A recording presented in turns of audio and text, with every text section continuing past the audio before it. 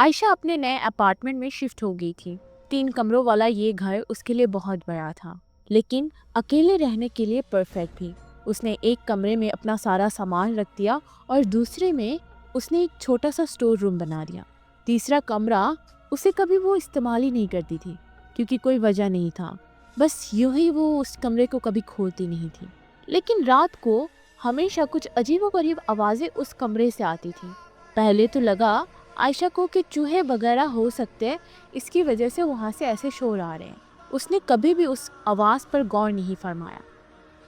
धीरे धीरे हर रोज़ रात को उसे एक आवाज़ सुनाई देती थी, जैसे कि कोई उसी कमरे में बात कर रहा हो।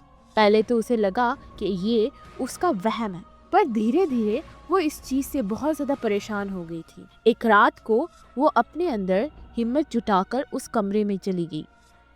जब उसने उस कमरे का दरवाज़ा खुला तो वहाँ पर कोई नहीं था। उसे ये बात बहुत ज़्यादा ताज्जुब लगी, क्योंकि उसे थोड़ी देर तक किसी की आवाज़ सुनाई दे रही थी, पर वो आवाज़ अब उस कमरे में नहीं है।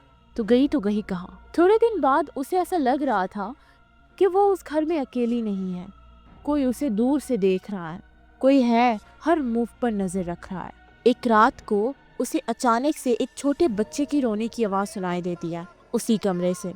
आयशा बहुत ज़्यादा डर जाती है और जब वो उस कमरे के पास जाती है तो उसे कोई भी आवाज़ सुनाई नहीं देती। इतने में ही उसे ऐसा महसूस होता है कि उसके पीछे से कोई गुजरा। जब वो पीछे मुड़कर देखती है तो वहाँ पर बस अंधेरा था और कुछ नहीं। ऐसा कुछ दिन तक आयशा के साथ लगातार चलता रहा। एक शाम को आयशा ने डिसाइड की कि उसे ये सारी बातें अपने आप से या फिर किसी से करनी चाहिए, पर उसके पास इतना हिम्मत नहीं था कि वो किसी को अपने बारे में, अपने साथ हुए गए हर एक चीज़ को किसी के साथ शेयर कर पाए। तो उसने डिसाइड की ये सारी बातें वो अपनी एक डायरी में लिख देगी। उसने डायरी में ये लिखा था, मुझे लगता है कि मैं इस घर में अकेली नहीं हूँ।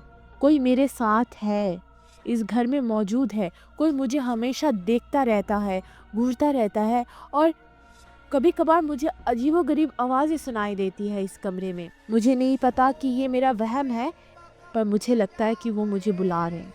वो मुझे कभी ना कभी लेकर चले जाएंगे। मुझे नहीं पता मैं अपने आप को कैसे बचाऊं। इतने में ही आयशा उस कमरे से गायब हो गई। सुबह अड़ोस पड़ोसियों ने नोटिस किया कि आयशा का घर खुला था। जब वो आयशा के घर में गए तो वहाँ पर कुछ भी नहीं था।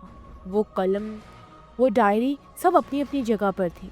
उसका फ़ोन भी उसके घर में ही था, पर आयशा कहीं नज़र नहीं आए। आयशा को बिना देखे उन्होंने आयशा का मिसिंग रिपोर्ट पुलिस में करवा दी। फिर उसके बाद से आयशा को कभी किसी ने नहीं देखा। कहाँ गई, उसके साथ क्या हुआ, किसी को नहीं पता। पर हाँ, उसके बाद जो भी लोग उस घर में आते हैं उनके साथ कुछ ना कुछ अजीबोगरीब चीज़ें होती हैं। बच्चों का रोना या फिर किसी बच्चे को देखना, ये मानो कि आम बात होगी। किसी को नहीं पता कि उस घर में एक्चुअली हुआ क्या था उस रात जब आयशा उस घर से गायब हो गई थी। खैर, आज की स्टोरी इतनी ही। अगर आपको पसंद आए तो लाइक एंड सब्सक्राइब ज़रूर करना। मिलते हैं अदर स्टोरीज़ में। सो बाय, टाटा, अपना ध्यान रखना।